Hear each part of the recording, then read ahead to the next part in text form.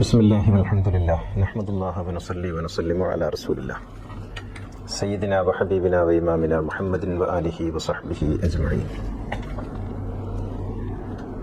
ഇന്ന് ഞായറാഴ്ച ആയതുകൊണ്ട് പതിവിന് വിപരീതമായി നമ്മുടെ സാധാരണ പങ്കെടുക്കുന്ന ആളുകൾ അല്ല എന്നുള്ളത്. നമ്മുടെ വിഷയം ഒരു തുടർച്ച എന്നുള്ള നിലയിലല്ലാത്തതിനാൽ അത് പറയുന്നതിനോ കേൾക്കുന്നതിനോ മറ്റു തടസ്സങ്ങളൊന്നും ഉണ്ടാവില്ല. ഈ മതങ്ങളും ആധ്യാത്മികതയും പലപ്പോഴും ആളുകൾ ചോദിക്കുന്നൊരു ചോദ്യമാണ്. മൗലവി മതത്തെക്കുറിച്ച് അല്പം വിമർശനാത്മകമായിട്ടാണല്ലോ പറയാറുള്ളത്, അതെന്തുകൊണ്ടാണ്? മതം ആധ്യാത്മികത എന്നുള്ളത് ആളുകൾ വിചാരിക്കുന്നത് അത് പരസ്പര പൂരകങ്ങളാണ്, ഒന്ന് മറ്റൊന്നിൻ്റെ അനിവാര്യമായ എന്തോ എന്നാണ് വിചാരിക്കുന്നത്. യഥാർത്ഥത്തിൽ മതം എന്നത് ആധ്യാത്മികതയെ കാത്തു വെക്കുന്നതിന് വേണ്ടി, കാത്തു രക്ഷിക്കുന്നതിന് വേണ്ടി ഉണ്ടാക്കപ്പെട്ടിട്ടുള്ള ഒരു ഫ്രെയിം വർക്കിൻ്റെ പേരാണ്. മതം യഥാർത്ഥത്തിൽ ലക്ഷ്യമല്ല. മതത്തിന് ഒരുപാട് മേലാപ്പുകൾ കാണാം നമുക്ക്. അതിൻ്റെ ഏറ്റവും കോർ ഭാഗത്തേക്ക് വരുമ്പോൾ അതിൽ ആരാധന, അനുഷ്ഠാന, ആചാര, സമ്പ്രദായ ഘടനകൾ കാണാം. അതിൻ്റെ തൊട്ടുമുകളിൽ വ്യാവഹാരിക നിയമങ്ങൾ കാണാം. ധർമ്മശാസനകൾ എന്ന് പറയും, അല്ലെങ്കിൽ മുസ്ലിങ്ങൾ കർമ്മശാസ്ത്രം എന്ന് പറയും. അതതിൻ്റെ അടരാണ്. അതിൻ്റെ അല്പം കൂടി മേലെ ആരാധനാലയങ്ങൾ, ദേവാലയങ്ങൾ, അതുമായി ബന്ധപ്പെട്ട സാമൂഹികമായിട്ടുള്ള ഘടനകൾ കാണാം. അതിൻ്റെ ഇപ്പുറത്ത് മനുഷ്യൻ്റെ വ്യക്തിജീവിതത്തിൽ കാണുന്ന അടയാളങ്ങൾ, വസ്ത്രം, കുരിശ്, കൊന്ത, സിന്ദൂരം എന്നിങ്ങനെയുള്ള അടയാളങ്ങൾ കാണാം. ഇങ്ങനെ ഈ അടയാളങ്ങളൊക്കെ ചേർന്ന തൊങ്കലുകളുള്ള ഒരു ഫ്രെയിം വർക്കിൻ്റെ പേരാണ് മതം എന്ന് പറയുന്നത്. യഥാർത്ഥത്തിൽ ഈ മതമുണ്ടാക്കിയത് ആധ്യാത്മികതയെ, സ്പിരിച്വാലിറ്റിയെ നിലനിർത്തുന്നതിന് വേണ്ടിയുള്ള ഉപാധി എന്നുള്ള നിലക്കാണ്. ക്രമത്തിൽ ഈ സ്പിരിച്വാലിറ്റി നഷ്ടപ്പെട്ടു പോവുകയും ഫ്രെയിം മാത്രമായി തീരുകയും ചെയ്തു. പിന്നെ ഫ്രെയിമിലായി സമൂഹത്തിൻ്റെ ചർച്ച. നമുക്കിത് വിശദീകരിച്ച് പറയേണ്ടതായിട്ടുണ്ട്. പ്രവാചകന്മാരാരും മതപ്രബോധകരായിരുന്നില്ല. ഒരു പ്രവാചകനും മതപ്രബോധകനല്ല. ഒരു പ്രവാചകനും ഒരു മതവും പ്രബോധനം ചെയ്തിട്ടില്ല. അത് നൂഹ് നബി മുതൽ ഇങ്ങോട്ട് നമ്മൾ പ്രവാചകന്മാരെയൊക്കെ നോക്കിയാൽ അവരൊക്കെ ധർമ്മ പ്രബോധകരാണ്. മനുഷ്യരെ ധർമ്മം ഉപദേശിക്കുകയും ധർമ്മ വഴി കാണിച്ചു കൊടുക്കുകയും സത്യം കാണിച്ചു കൊടുക്കുകയും ഈശ്വരാനുഭൂതി പകരുകയും ചെയ്ത മഹാഗുരുക്കന്മാരുടെ പേരാണ് പ്രവാചകന്മാർ. അവരൊക്കെയും സമൂഹത്തോട് ധർമ്മം ഉപദേശിച്ചു. വഴിതെറ്റരുത്, നന്നായി ജീവിക്കണം, മൂല്യങ്ങളാണ് അവരുടെ പ്രബോധനം. അവരാരും മതം പ്രബോധനം ചെയ്തിട്ടില്ല. യേശു പ്രബോധനം ചെയ്ത മതമല്ല ക്രിസ്തു മതം. മുഹമ്മദ് നബി ഇസ്ലാം മത പ്രബോധകനുമല്ല.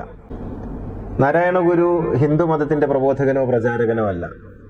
മൂസാ നബി യഹൂദ മതത്തിന്റെയും അല്ല. അപ്പോൾ പറഞ്ഞു വരുന്നത്, ഒരു പ്രവാചകനും ഒരു മതവും പ്രബോധനം ചെയ്തിട്ടില്ല. ഇത് നമ്മൾ വളരെ അടിസ്ഥാന തലത്തിൽ നിന്നുകൊണ്ട് മനസ്സിലാക്കണം. ഇത് മനസ്സിലാക്കുമ്പോഴേ മതത്തിന്റെ യാഥാർത്ഥ്യത്തെക്കുറിച്ച്, അത് എങ്ങനെ ഉണ്ടായി വന്നു എന്നുള്ളതിനെ കുറിച്ച് നമുക്ക് ഒരു ബോധ്യം വരികയുള്ളൂ. അപ്പൊ പ്രവാചകന്മാരെല്ലാവരും നിർവഹിച്ച ധർമ്മം അംറും ബിൽ മഅറൂഫി വനഹ്യുൻ അനിൽ മുൻകർ എന്ന് പറയുന്ന ധർമ്മമാണ്. ഇതെന്താണ്? മഅറൂഫ് എന്ന് പറഞ്ഞാൽ സമൂഹത്തിന് ഗുണകരമായ കാര്യങ്ങൾ, ധർമ്മം. അതാണല്ലോ ധർമ്മം. അത് പ്രചരിപ്പിക്കുക. വനഹ്യുൻ അനിൽ മുൻകർ, സമൂഹത്തിന് ദോഷമുണ്ടാകുന്ന കാര്യങ്ങൾ, അധർമ്മം, അത് ഉച്ചാടനം ചെയ്യുക. അപ്പോൾ ധർമ്മ സംസ്ഥാപനമാണ് പ്രവാചകന്മാരുടെ നിയോഗ ലക്ഷ്യം. ഈ ധർമ്മ സംസ്ഥാപനത്തെയാണ് നമ്മുടെ സംഘടനകൾ മതസംസ്ഥാപനം എന്ന് പറയുന്നത്. ജമാഅത്തെ ഇസ്ലാമി ഇഖാമത്തുദ്ദീൻ എന്ന് പറയും. എന്താണ് ഇഖാമത്തുദ്ദീൻ എന്ന് പറഞ്ഞാൽ? അവർ പറയും മതത്തിന്റെ സംസ്ഥാപനമാണ് എന്ന് പറയും. അല്ല, ദീൻ എന്ന് പറയുന്നത് ധർമ്മം എന്ന അർത്ഥത്തിലാണ്. ധർമ്മത്തിന്റെ സംസ്ഥാപനമാണ്. അതാണ് കൃഷ്ണന്റെ ധർമ്മം, അതാണ് ബുദ്ധന്റെ ധർമ്മം, അതാണ് മുഹമ്മദിന്റെ ധർമ്മം, അതാണ് യേശുവിന്റെ ധർമ്മം. ഇതായിരുന്നു അവരൊക്കെ നിർവഹിച്ചത്. അതിലൂടെ അവർ അതിനുവേണ്ടി അവർ കൈമാറിയ സന്ദേശമാണ് സ്പിരിച്വാലിറ്റി, അല്ലെങ്കിൽ വഴിയാണ് സ്പിരിച്വാലിറ്റി, ആധ്യാത്മികത എന്ന് പറയുന്നത്. ആധ്യാത്മികതയ്ക്ക് മതമില്ല. ഹിന്ദുവിൻ്റെയും മുസൽമാന്റെയും ക്രിസ്ത്യാനിയുടെയും എല്ലാവരുടെയും ആധ്യാത്മികത ഒരേ ഭാവമാണുള്ളത്. ആധ്യാത്മികത എന്ന് പറഞ്ഞാൽ എന്താണ്? അത് തേൻ പോലെയാണ്. ഒരു കുപ്പി തേനിൽ നിന്ന് ഒരു മുസ്ലിം രുചിച്ചാലും ഹിന്ദു രുചിച്ചാലും ക്രിസ്ത്യൻ രുചിച്ചാലും ആ തേനിന്റെ മധുരം ഒന്നാണെന്നതുപോലെ പ്രവാചകന്മാർ ലോകത്തിന് കൈമാറിയ തേനിന്റെ പേരാണ് സ്പിരിച്വാലിറ്റി. അത് എല്ലാവർക്കും ഒന്നാണ്. അതിന് പ്രത്യേകമായ ഹാവഭാവാദികളില്ല. രൂപരഹിതമാണത്, രുചിരഹിതമാണത്. ഈ സ്പിരിച്വാലിറ്റിയാണ് പ്രവാചകന്മാർ അള്ളാഹുവിലേക്ക്, ദൈവത്തിലേക്ക്, സൃഷ്ടാവിലേക്ക് എത്താനുള്ള വഴിയായി കാണിച്ചു തന്നിട്ടുള്ളത്. അതുകൊണ്ടാണ് നാരായണ ഗുരു പറയുന്നത്, പലമത സാരവും ഏകമെന്ന് പാരാതുലകിൽ ഒരാനയിൽ അന്ധരെന്ന പോലെ പലവിധ യുക്തി പറഞ്ഞു പാമരന്മാർ അലവത് കണ്ടലയാതമർന്നിടേണം എന്ന് ഗുരു പറയുന്നത് കൊണ്ടാണ്. എല്ലാ മതങ്ങളുടെയും സാരമൊന്നാണ്. ഇവിടെ മതം എന്ന് പറയുന്നത് ഇക്കാണുന്ന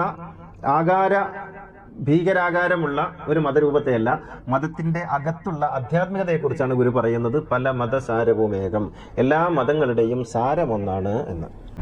അതുകൊണ്ട് തന്നെ ഒരു മതത്തിൻ്റെയും പുറമെ കാണുന്ന ആകാരം യഥാർത്ഥത്തിൽ അത് പ്രവാചകന്മാരാരും ഉണ്ടാക്കിയതല്ല. ഇന്ന് കാണുന്ന ഇസ്ലാമിൻ്റെ ആകാരം മുഹമ്മദ് നബിയുടെ സംഭാവനയല്ല. അത് ക്രമത്തിൽ ഇങ്ങനെ വലുതായി വന്നതാണ്. നമ്മൾ മുഹമ്മദ് നബിയുടെ മതപ്രബോധനത്തിൽ നിന്ന് അല്ലെങ്കിൽ ധർമ്മപ്രബോധനത്തിൽ നിന്ന് ഈ മത സങ്കല്പത്തെ ഓരോന്നോരോന്നായിട്ട് നമ്മൾ ഇങ്ങനെ മാറ്റി വെക്കുമ്പോൾ നമുക്ക് കാണാം അതിൻ്റെ അകത്ത് മുഹമ്മദ് നബി പ്രബോധനം ചെയ്ത ഒരു ആധ്യാത്മികതയുണ്ട് എന്ന് കാണാൻ കഴിയും. മുസ്ലിങ്ങളൊക്കെ തർക്കിച്ചുകൊണ്ടിരിക്കുന്ന കാര്യം ഏതാണ്? ഈ മതാകാരത്തിലാണ്. നിങ്ങൾ തർക്കത്തിന്റെ സ്വഭാവം നോക്കിയട്ടെ. ഖുനൂത്ത് ഓതണോ വേണ്ടേ? കൈ കെട്ടുന്നത് എവിടെയാണ്? ഭാര്യയെ തൊട്ടാൽ ഉളു മുറിയുമോ ഇല്ലേ? പിന്നെ തറാവീഹ് 8 ആണോ 20 ആണോ? വിത്ർ എപ്പോഴാണ് നിസ്കരിക്കേണ്ടത്? മുമ്പാണോ ശേഷമാണോ? കൂട്ടുപ്രാർത്ഥന പാടുണ്ടോ ഇല്ലേ? ഇസ്തിഗാസ ഉണ്ടോ ഇല്ലേ? തവസ്സുൽ ചെയ്യാമോ പാടില്ലേ? മൗലൂദ് കഴിക്കാമോ ഇല്ലേ? ആണ്ട് കുത്തറാത്തീവ് പിന്നെ ബദരീങ്ങൾ ആണ്ടൊക്കെ കഴിക്കാമോ പാടുണ്ടോ ഇല്ലേ? ഇതാണ് നമ്മുടെ ചർച്ച. ഇത് ആധ്യാത്മികതയുമായി യാതൊരു ബന്ധവും ഇല്ലാത്ത മേഖലയാണ്. നിങ്ങൾ 8 നിസ്കരിച്ചാലും നിങ്ങൾ 20 നിസ്കരിച്ചാലും, നിങ്ങൾ കുനു തോതിയാലും നിങ്ങൾ കുനു തോതിയില്ലെങ്കിലും, നിങ്ങൾ കൈ മേലെ കെട്ടിയാലും താഴെ കെട്ടിയാലും കെട്ടിയില്ലെങ്കിലും, നിങ്ങൾ കൂട്ടുപ്രാർത്ഥന നടത്തിയാലും നടത്തിയില്ലെങ്കിലും, ഒറ്റയ്ക്ക് പ്രാർത്ഥിച്ചാലും ഇല്ലെങ്കിലും, നിങ്ങൾക്ക് ഈ മതത്തിന്റെ കോറ് ലഭിക്കാത്ത കാലത്തോളം ഇതൊക്കെ വൃഥാവിലാണ്. ഇതൊക്കെയും അർത്ഥശൂന്യമാണ്. പക്ഷേ മനുഷ്യൻ ഇതിലിങ്ങനെ അഭിരമിച്ചുകൊണ്ടിരിക്കും, ഇതിലിങ്ങനെ കടിപിടി കൂടിക്കൊണ്ടിരിക്കും. നമ്മുടെ ഊർജവും നമ്മുടെ ധനവും ഇപ്പോൾ ജിന്നുകളുടെ പ്രായപൂർത്തിയാകുന്ന വയസ്സ് എത്രയാണ്? നമ്മുടെ വലിയ വിഷയമാണ്. ജിന്ന് എന്ന് പറഞ്ഞാൽ അത് എങ്ങനെയാണ് അവർ ജീവിക്കുന്നത്? അവർ നമ്മുടെ തീപ്പെട്ടിക്ക് ഉള്ളിൽ കയറിയിരിക്കുമോ? അതല്ല നമ്മൾ ഉള്ള സ്ഥലത്ത് വരുമോ? നമ്മൾ അവരുള്ള സ്ഥലത്ത് പോകുമോ? അവർ നമ്മെ ബുദ്ധിമുട്ടിക്കുമോ? ഇങ്ങനെയൊക്കെ ജിന്നുകളുമായി ബന്ധപ്പെട്ട് നമ്മെ ഉത്ബോധിപ്പിച്ചുകൊണ്ടിരിക്കുകയാണ് പണ്ഡിത സമൂഹം.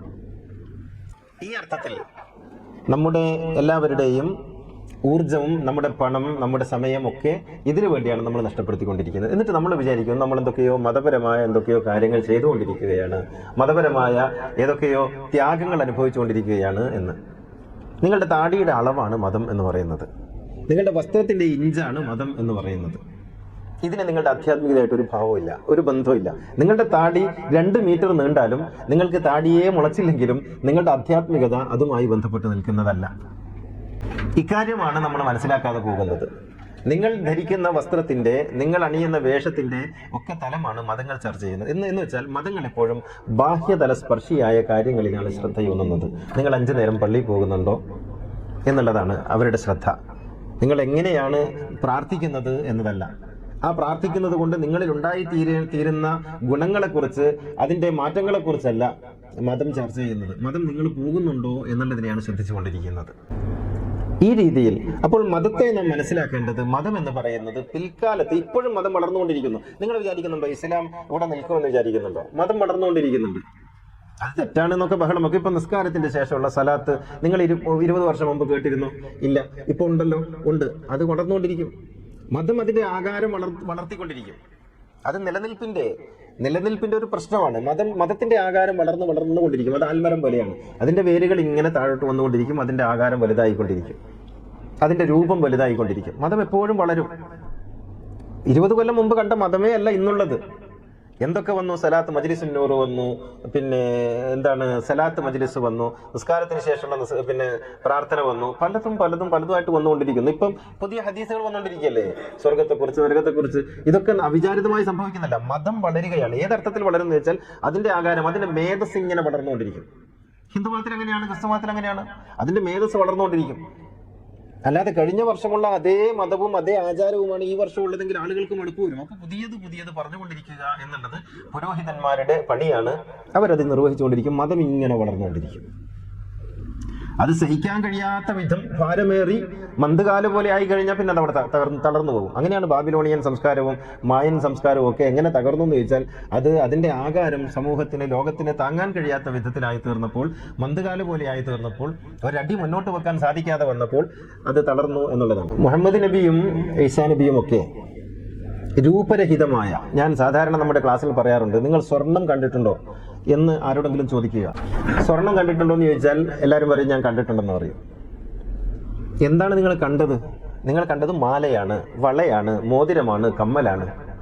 അതാണോ സ്വർണത്തിന്റെ രൂപം? അപ്പോ ഞാൻ ചോദിക്കുന്നത്, നിങ്ങൾ സ്വർണം കണ്ടിട്ടുണ്ടോ എന്നാണ്. സ്വർണം കണ്ടിട്ടുണ്ട് എന്ന് നമ്മൾ ഉത്തരം പറയും. പക്ഷെ നമ്മൾ കണ്ടത് സ്വർണമല്ല, സ്വർണ്ണാഭരണമാണ്. നിങ്ങൾ മാല കണ്ടിട്ടുണ്ട്, വള കണ്ടിട്ടുണ്ട്, കമ്മല് കണ്ടിട്ടുണ്ട്, പാദസരം കണ്ടിട്ടുണ്ട്. സ്വർണം കണ്ടിട്ടുണ്ടോ? സ്വർണത്തിന്റെ രൂപം എന്താണ്? സ്വർണത്തെ ബിസ്ക്കറ്റ് ആക്കിയാൽ അത് ബിസ്ക്കറ്റിന്റെ രൂപം. സ്വർണത്തിന്റെ രൂപം എന്താണ്? സ്വർണത്തെ കോയിൻ ആക്കിയാൽ അത് കോയിനാണ്, സ്വർണ്ണ കോയിനാണ്. സ്വർണത്തിന്റെ രൂപം എന്താണ്? സ്വർണം രൂപരഹിതമാണ്. നിങ്ങൾ എന്താക്കുന്നുവോ അങ്ങനെ ഇരിക്കും. അത് വെള്ളം പോലെയാണ്. ഇതുപോലെയാണ് യഥാർത്ഥത്തിൽ പ്രവാചകന്മാർ പ്രബോധനം ചെയ്തത്. സ്വർണം പോലെ രൂപരഹിതമായ ഒരു ആശയത്തെയാണ്. അതൊരാശയ തലത്തിൽ ഗംഭീരമാണ്. പക്ഷെ അതിന് ഇത്തരത്തിലുള്ള രൂപം ഉണ്ടായിരുന്നില്ല. അതുകൊണ്ടാണ് മുഹമ്മദ് നബിയുടെ ശിഷ്യന്മാർ അവരവരുടേതായ തലങ്ങളിൽ മുഹമ്മദ് നബിയുടെ പ്രബോധനത്തെ വ്യാഖ്യാനിച്ചത്. അതിനുള്ള സാധ്യത ഉണ്ടായിരുന്നു. ബുദ്ധന്റെ ദർശനമാണോ ബുദ്ധമതം? ബുദ്ധനുണ്ടാക്കിയതാണോ അത്? ഒരിക്കലും അല്ലല്ലോ. ഇപ്പൊ ഇന്ന് മുഹമ്മദ് നബി വരുന്നു, ഈസാ നബി വരുന്നു, ബുദ്ധൻ വരുന്നു എന്ന് വെക്കുക. അങ്ങനെ ഈസാ നബിയും ബുദ്ധനും യേശുവും ഈ ലോകത്തേക്ക് വന്ന് നിന്നാൽ അവർ ഏത് മതത്തെയാണ് സ്വീകരിക്കുക? ഈ ക്രിസ്തു ഏതെങ്കിലും ക്രൈസ്തവ ദേവാലയത്തിൽ കയറുമോ? യാക്കോബിറ്റ്സിന്റെ, അല്ലെങ്കിൽ കാത്തലിക്സിന്റെ, അല്ലെങ്കിൽ പ്രൊട്ടസ്റ്റന്റിന്റെ, അല്ലെങ്കിൽ പിന്നെ സുറിയാനി സഭയുടെ, അല്ലെങ്കിൽ മലങ്കരയുടെ ഏത് ചർച്ചിലാണ് യേശു കയറുക? യേശുവും ആ സഭയും തമ്മിലുള്ള ബന്ധം എന്തായിരിക്കും? യേശു പ്രബോധനം ചെയ്ത എന്താണ് ആ സഭയിൽ യേശുവിന് കാണാൻ കഴിയുക? ശതമാനക്കണക്ക് വെച്ച് നോക്കിയാൽ എത്ര ശതമാനം വരും? യേശുവിന്റെ ഈ ആചാരങ്ങളോ സമ്പ്രദായങ്ങളോ തമ്മിൽ എന്ത് ബന്ധമാണ് ഉണ്ടാവുക? എങ്ങനെയാണ് യേശുവിന് അറിവുണ്ടാവുക? ഒരു പള്ളിയിൽ ഉള്ള അറിവ് യേശുവിന് ഉണ്ടാകുമോ? ഇല്ലേ? ഒരു പള്ളിയിൽ അച്ഛന് കുർബാന അർപ്പിക്കുന്നതിന്റെ, കുമ്പസാരം സ്വീകരിക്കുന്നതിന്റെ അറിവ് യേശുവിന് ഉണ്ടാകുമോ? പള്ളിയിൽ അച്ഛൻ 2 ചോദ്യം ചോദിച്ചാൽ യേശുവിന് ഉത്തരം പറയാൻ കഴിയുമോ? ഇല്ലേ? മുഹമ്മദ് നബി വരുന്നത് ഇല്ല. മുഹമ്മദ് നബി ഏത് പള്ളി കയറും എന്നുള്ളത് നമ്മുടെ വലിയ ചർച്ചയായിരിക്കും. മുജാഹിദിന്റെ പള്ളി കയറും, സുന്നിന്റെ പള്ളിക്ക്, ഏതോ പള്ളി കയറട്ടെ. ഏതെങ്കിലും ഒരു പള്ളി കയറിയാൽ മുഹമ്മദ് നബിക്ക് ഫതുഹുൽ മൊയിനിൽ ഒരു മസ്അല മുസ്ലിയാർ ചോദിച്ചാൽ മുഹമ്മദ് നബിക്ക് പറയാൻ ഒക്കുമില്ലേ? ഫതുഹുൽ മൊയിനിൽ ഒരു മസ്അല മുഹമ്മദ് നബിയോട് ചോദിച്ചാൽ മുഹമ്മദ് നബിക്ക് പറയാൻ ഒക്കുമില്ലേ? ഈ ഖത്തീബിന്റെ മുന്നിൽ, കാദിയാരുടെ മുന്നിൽ, ഉസ്താദിന്റെ മുന്നിൽ മുഹമ്മദ് നബിയുടെ അറിവ് 0 ആണ്. ഒന്നും ഉണ്ടാവില്ല. ബുദ്ധനും അങ്ങനെയാണ്. ഒരു ബുദ്ധവിഹാരത്തിൽ ബുദ്ധൻ വന്നു. ബുദ്ധന് ഈ കാണുന്ന അലങ്കാരങ്ങളൊക്കെ കണ്ട് വിഭ്രമിക്കും. ബുദ്ധന്റെ മുന്നിൽ ഇവർ 2 ചോദ്യങ്ങൾ ചോദിച്ചാൽ ബുദ്ധൻ അവിടെ ആത്മഹത്യ ചെയ്യേണ്ടി വരും. വെറുതെ നിങ്ങളൊന്ന് സങ്കല്പിച്ച് നോക്കൂ. പള്ളിയിൽ വന്നാൽ ഇമാമത്ത് നിൽക്കാൻ മുഹമ്മദ് നബിക്ക് യോഗ്യത ഉണ്ടാകുമോ? കാരണം മുഹമ്മദ് നബിക്ക് മസ്അലകളൊന്നും അറിയില്ല. ഒരു മസ്അലയും മുഹമ്മദ് നബിക്ക് അറിയില്ല. ഒരു കിതാബിലുള്ള മസ്അലയും മുഹമ്മദ് നബിക്ക് അറിയില്ല. അപ്പൊ എന്താണ് മുഹമ്മദ് നബിയും നമ്മുടെ ഈ മസ്ജിദ് മതവും തമ്മിലുള്ള ബന്ധം എന്നുള്ളതാണ്. വെറുതെ ഒന്ന് സങ്കല്പിച്ച് നോക്കിയാൽ മതി. മറ്റെല്ലാ മതങ്ങളുടെയും ഉദാഹരണം നിങ്ങൾക്ക് നോക്കാം. ഈ മതം യഥാർത്ഥത്തിൽ പ്രവാചകന്മാരുമായി ബന്ധമില്ലാത്തതാണ് എന്ന് നമ്മൾ അറിയണം. പിന്നെ അതെന്താണ്? അതൊരു സോഷ്യൽ സ്ട്രക്ചറാണ്. നിഷേധിക്കപ്പെടേണ്ട ഒരു സംഗതിയല്ല. അതൊരു സോഷ്യൽ സ്ട്രക്ചറാണ്, ഒരു സാമൂഹിക ഘടനയാണ്. നിങ്ങൾക്ക് മുഹമ്മദ് നബിയുടെ അധ്യാപനങ്ങളെ പരമ്പരാഗതമായി കൈമാറ്റം ചെയ്യപ്പെടുന്നതിനുള്ള ഒരു റൂട്ടായിട്ട് വേണമെങ്കിൽ അതിനെ ഉപയോഗപ്പെടുത്താം. അങ്ങനെയാണോ? അതാണ് കൈമാറ്റം ചെയ്യപ്പെടുന്നതെന്നൊക്കെ ചോദിച്ചാൽ നമുക്ക് ഉത്തരം അതൊന്നും ആയിരിക്കില്ല. പക്ഷെ അതിനു വേണ്ടി ഉണ്ടാക്കപ്പെട്ടിട്ടുള്ള ഒരു വഴിയാണത്. ആ വഴി നിങ്ങൾക്ക് സ്വീകരിക്കാം എന്നുള്ളതിനപ്പുറത്ത് അതാണ് ആത്യന്തികമായ ഒരു സംഗതി എന്ന് വിചാരിച്ചു പോകരുത്. മനുഷ്യൻ ഏറ്റവും കൂടുതൽ വഞ്ചിക്കപ്പെടുന്നത്, ഹുറൂർ എന്ന് പറയുന്ന അവസ്ഥയിലേക്ക് ആക്കപ്പെടുന്നത് മതത്തിലാണ്. ഞാൻ എന്തോ മഹത്തായ കാര്യത്തിലാണുള്ളത് എന്ന് നമ്മൾ വിചാരിക്കും. എന്നാൽ നിങ്ങൾ ഒന്നിലുമല്ല ഉള്ളത് എന്നത് ആധ്യാത്മികതയുമായി ബന്ധപ്പെട്ട് ആലോചിക്കുമ്പോൾ മനസ്സിലാക്കാൻ കഴിയും. അപ്പോൾ മതം എന്നത് ഒരു സോഷ്യൽ സ്ട്രക്ചറാണെന്നും അതൊരു രാഷ്ട്രീയ പാർട്ടി പോലെയാണെന്നും അത് നമ്മുടെ സാമൂഹിക ജീവിതത്തിന്റെ ഘടനയുടെ ഒരു ഭാഗം മാത്രമാണെന്നും വിചാരിക്കണം. അതൊരിക്കലും നമ്മുടെ വലിയ എന്തോ ഒരു സംഭവമൊന്നുമല്ല. അപ്പോ നിർമ്മതനാവുക എന്നുള്ളത് നല്ല കാര്യമാണോ? ഒരിക്കലുമല്ല. കാരണം മതം എന്ന് പറയുന്നത് മനുഷ്യ സമൂഹത്തെ സംബന്ധിച്ചിടത്തോളം അവരുടെ ജീവവായു പോലെ അനിവാര്യമായി കരുതുന്ന ഒരു സംഗതിയാണ്. അതുകൊണ്ട് തന്നെ അതിനെതിരെ നിലകൊള്ളുക എന്നുള്ളത് ബുദ്ധിപരമല്ല, അതിനെതിരെ നിലകൊള്ളുക എന്നുള്ളത് നല്ല കാര്യവുമല്ല. അത് വെറുതെ സമൂഹത്തെ തകർക്കാനേ ഉപകരിക്കുകയുള്ളൂ. അപ്പോൾ നമുക്ക് എന്ത് ചെയ്യാൻ കഴിയും? അപ്പോൾ നമുക്ക് ചെയ്യാൻ കഴിയാം മതത്തെ അതിൻ്റെ ഏറ്റവും മിനിമം ലെവലിൽ സ്വീകരിക്കുക എന്നുള്ളതാണ്. ഏറ്റവും മിനിമം ലെവലിൽ സ്വീകരിക്കുക. മതത്തിന്റെ ബാഹ്യമായ ചർച്ചകളിലേക്കൊന്നും നമ്മൾ പോകാതിരിക്കുക. കുനു തോന്നുന്നവർ ഓതട്ടെ, ഓതാത്തവർ ഓതാതിരിക്കട്ടെ, തറാവീഹ് 8 നിസ്കരിക്കുന്നവർ നിസ്കരിക്കട്ടെ, 6 നിസ്കരിക്കുന്നവർ നിസ്കരിക്കട്ടെ, പള്ളി വലിയ വലിയ തോതിൽ എടുക്കാതിരിക്കട്ടെ, തവസ്സുൽ ചെയ്യട്ടെ ചെയ്യാതിരിക്കട്ടെ, ഇസ്തിഗാസ ചെയ്യട്ടെ ചെയ്യാതിരിക്കട്ടെ, കഴിക്കട്ടെ കഴിക്കാതിരിക്കട്ടെ, തിന്നാതിരിക്കട്ടെ, ഇതൊന്നും നമ്മുടെ വിഷയമല്ല. കാരണം ഇതൊക്കെ മതത്തിന്റെ കേവലം ബാഹ്യ വിഷയങ്ങൾ മാത്രമാണ്.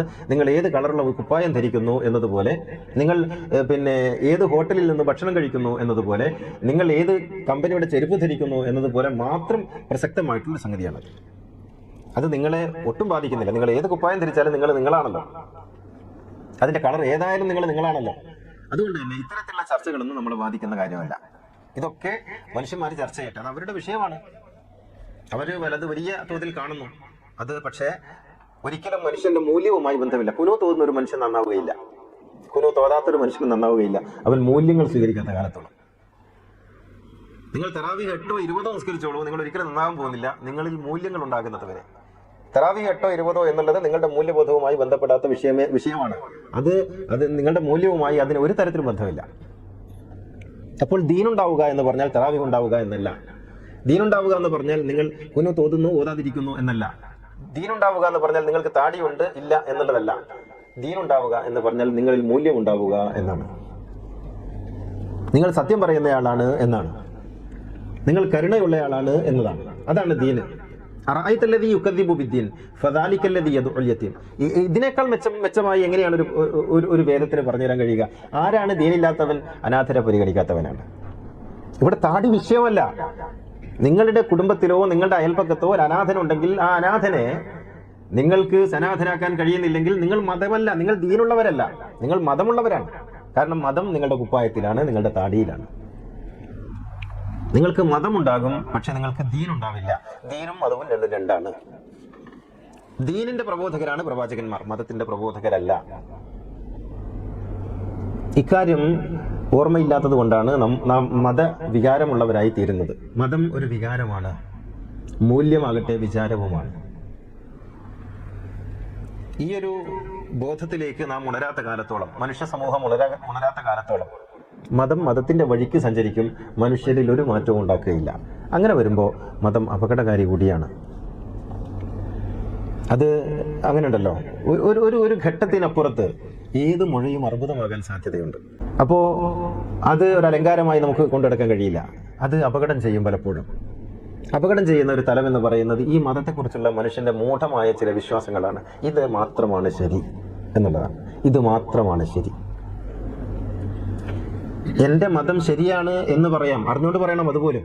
കാരണം ഞാൻ വിചാരിക്കുന്ന ഞാൻ നിലകൊള്ളുന്ന ഇസ്ലാം മതം എന്ന് പറയുന്നത് ധാരാളം തെറ്റുകളുള്ള ഒരു മതമാണ്, ഒരുപാട് തെറ്റുകളുള്ള ഒരു മതമാണ്. ഇത് നമ്മൾ അഡ്മിറ്റ് ചെയ്യണം. ഞാൻ വിശ്വസിക്കുന്ന മതം ശരിയാണ് എന്ന് നമ്മൾ പറയുമ്പോൾ പോലും അതിൽ ഒരുപാട് തെറ്റുകൾ ഉള്ളടങ്ങിയിട്ടുണ്ട് എന്ന് നമ്മൾ അറിയണം. ഒരുപാട് തെറ്റുകൾ ഉള്ളടങ്ങിയിട്ടുണ്ട്. ആ തെറ്റുകളിലൂടെയാണ് നമ്മൾ സഞ്ചരിച്ചുകൊണ്ടിരിക്കുന്നത്.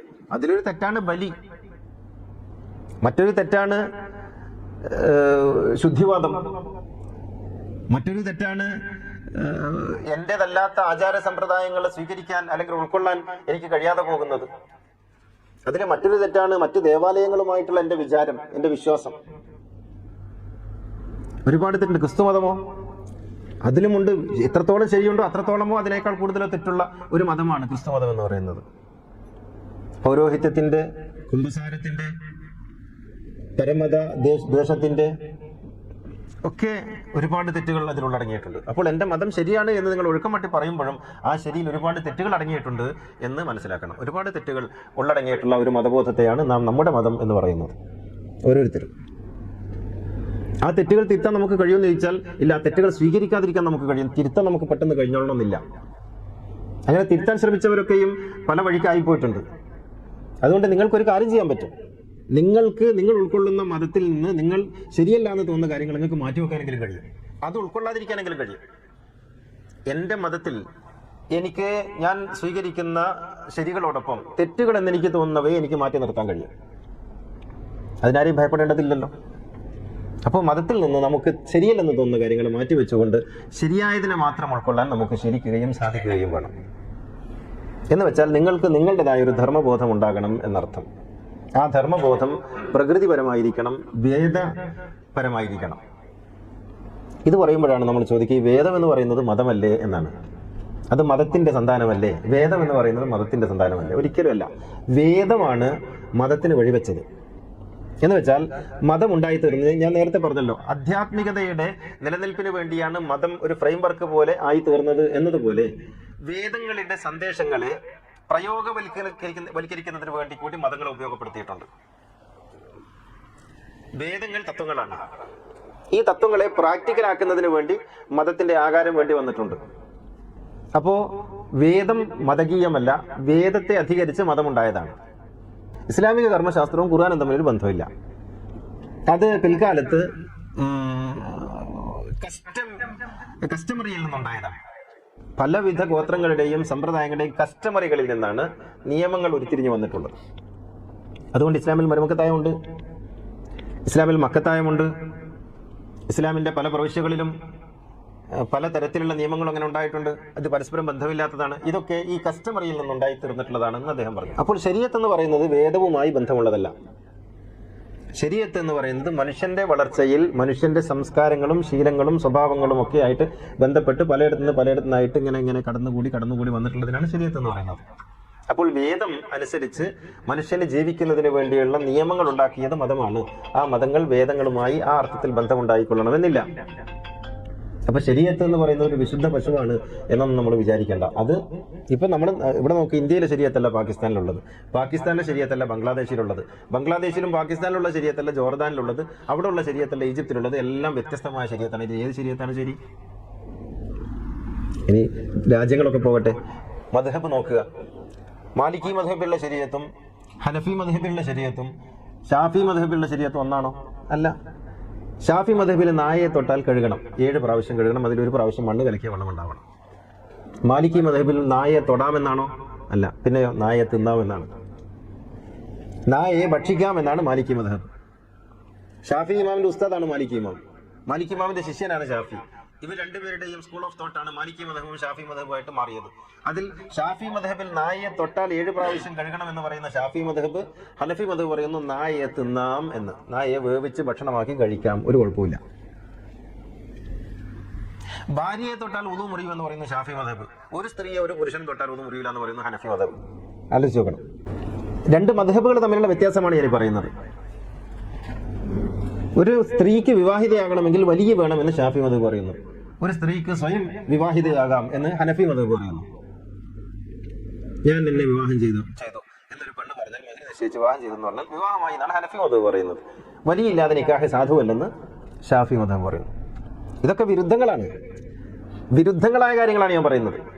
അപ്പോൾ ഇത് 2 മതങ്ങൾ തമ്മിലുള്ളതിനേക്കാൾ അന്തരം ഉള്ള കാര്യങ്ങളാണ്. അപ്പൊ ഞാൻ ചോദിക്കുന്നത്, ഇതിൽ ഏതോ ഒന്നല്ലേ ശരിയാവാൻ സാധ്യതയുള്ളൂ? ശരി എന്ന ഒരു അർത്ഥത്തിലാണ് പറയുന്നതെങ്കിൽ ഒന്നല്ലേ ശരി ഉണ്ടാവുള്ളൂ, അതേതായിരിക്കും? 4 മദ്ഹബും ശരിയാണെന്ന് അഹ്ലുസുന്നത്തിന്റെ വിശ്വാസം. അതെങ്ങനെ ശരിയാവും? അപ്പോൾ ഇവിടെയൊക്കെ നമുക്ക് മനസ്സിലാക്കാൻ കഴിയുന്നത് ഇത് ഖുർആനിൽ നേർക്കുനേരെ വന്നതല്ല, മറിച്ച് കസ്റ്റമറിയാണ്. അത് മദ്ഹബുകളുടെ അടിസ്ഥാനം നോക്കിയാൽ തന്നെ നമുക്ക് മനസ്സിലാക്കാൻ കഴിയും. മാലിക്കി മദ്ഹബിന്റെ അടിസ്ഥാനം മദീനക്കാരുടെ പ്രവൃത്തിയാണ്. മദീനക്കാരുടെ പ്രവൃത്തിയാണ് മാലിക്കി മദ്ഹബിന്റെ അടിസ്ഥാനങ്ങളിൽ ഒന്ന്. അസ്ഹാബ് മദീന, മദീനക്കാരുടെ പ്രവൃത്തി. ഇസ്തിഹ്സാൻ എന്നുള്ളതാണ് ഹനഫി മദ്ഹബിന്റെ അടിസ്ഥാനങ്ങളിൽ ഒന്ന്. എന്ന് വെച്ചാൽ നാട്ടുകാർക്ക് ഗുണമുള്ള കാര്യങ്ങൾ. ഇതാണ്. അപ്പോ ഇതിലൊക്കെ നമുക്ക് മനസ്സിലാക്കാൻ കഴിയേണ്ടത്, ശരീഅത്ത് എന്നൊക്കെ പറഞ്ഞാൽ മനുഷ്യരുടെ ഗുണവുമായി ബന്ധപ്പെട്ട് പണ്ഡിതന്മാർ നടത്തിയിട്ടുള്ള ഇപ്പോ ജാതീയത പോലും കാണാൻ നമ്മുടെ ശരീഅത്തിൽ. ഇപ്പൊ ഫതുഹുൽ മുഈൻ നിങ്ങൾക്കൊക്കെ കിട്ടുന്ന നമ്മുടെ കേരളക്കാരനായ സൈനുദ്ദീൻ മഖ്ദൂം എഴുതിയുണ്ടാക്കിയതാണല്ലോ. അതിൽ കാണാം ബാർബറുടെ കൂടെ ഇരുന്ന് ഭക്ഷണം കഴിക്കൽ കറാഹത്താണ്. ആലോചിച്ച് നോക്കണം. അന്നത്തെ സാഹചര്യത്തിൽ ജാതീയത മുറ്റി നിൽക്കുന്ന 500 കൊല്ലം മുമ്പാണല്ലോ. അന്നത്തെ സാഹചര്യത്തിൽ എഴുതി ഉണ്ടാക്കിയ ഒരു കിതാബിൽ അങ്ങനെ ഉണ്ടായത് വലിയ അത്ഭുതമൊന്നുമല്ല. പക്ഷെ അത് ഇസ്ലാമിക ശരീഅത്താണെന്ന് ഓർക്കണം. അപ്പോ ഇത് ഇങ്ങനെയാണ് ശരീഅത്ത് ഉണ്ടായിട്ടുള്ളത്. ഇതും ഖുർആനും തമ്മിലൊരു ബന്ധമൊന്നുമില്ല. ഇതാണ് മതം എന്ന് പറയുന്നത്. ഈ ശരീഅത്ത് അടങ്ങിയതാണ് മതം. ആചാരങ്ങളും സമ്പ്രദായങ്ങളും അടങ്ങിയതാണ് മതം. വേഷം അടങ്ങിയതാണ് മതം. അപ്പോ ഈ മതത്തെ നിങ്ങൾ പ്രവാചകന്മാരുടെ പ്രബോധനമാണ് എന്ന് വിചാരിച്ചു പോകരുത്. ഈ മതം പ്രബോധനം ചെയ്യാനല്ല പ്രവാചകന്മാർ വന്നത്. പിൽക്കാലത്ത് ഈ മതം ഉണ്ടായി വന്നതാണ്.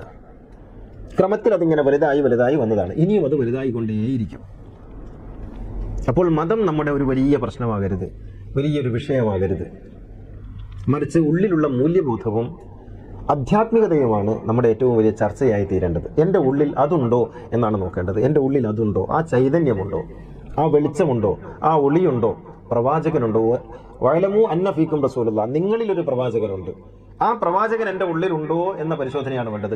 എന്നിൽ മതമുണ്ടോ എന്ന് നിങ്ങൾ ആലോചിക്കേണ്ട, ആശങ്കപ്പെടേണ്ടതില്ല. നിങ്ങളിൽ മതം ഉണ്ടാവട്ടെ, ഏതെങ്കിലും സമയത്ത് മതം ഒഴിഞ്ഞു പോകുന്നുവെങ്കിൽ ഒഴിഞ്ഞു പോകട്ടെ, അത് നിങ്ങളുടെ ഒരു വിഷയമല്ല. മറിച്ച് എൻ്റെ ഉള്ളിൽ പ്രവാചകനുണ്ടോ എന്നുള്ളതാണ്, എൻ്റെ ഉള്ളിൽ വേദമുണ്ടോ എന്നുള്ളതാണ്, എൻ്റെ ഉള്ളിൽ ഇലാഹുണ്ടോ എന്നുള്ളതാണ് നമ്മുടെ വിഷയം.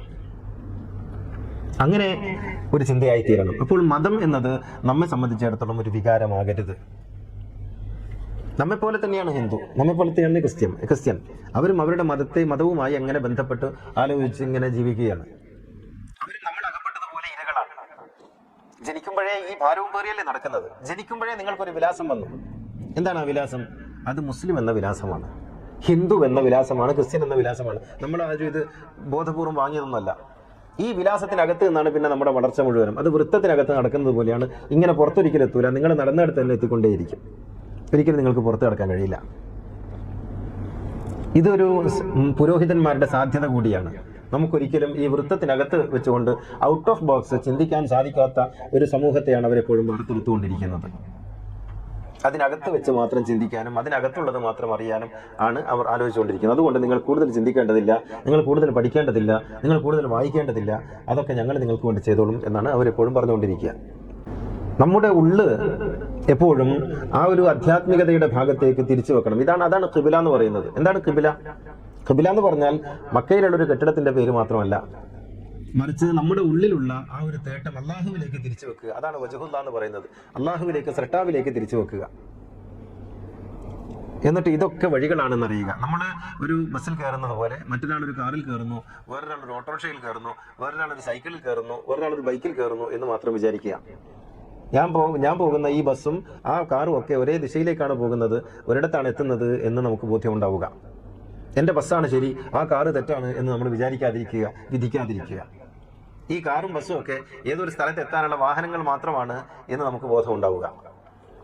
ഈ കാറും ബസ്സും ഒക്കെ ഉണ്ടാക്കിയവർക്ക് അതിൻ്റെതായ ലാഭമുണ്ട് എന്ന് നമ്മൾ വിചാരിക്കണം. അതുകൊണ്ട് ഒരുപാട് ആളുകൾ ജീവിച്ചു പോകുന്നുണ്ട് എന്ന് നമ്മൾ അറിയണം.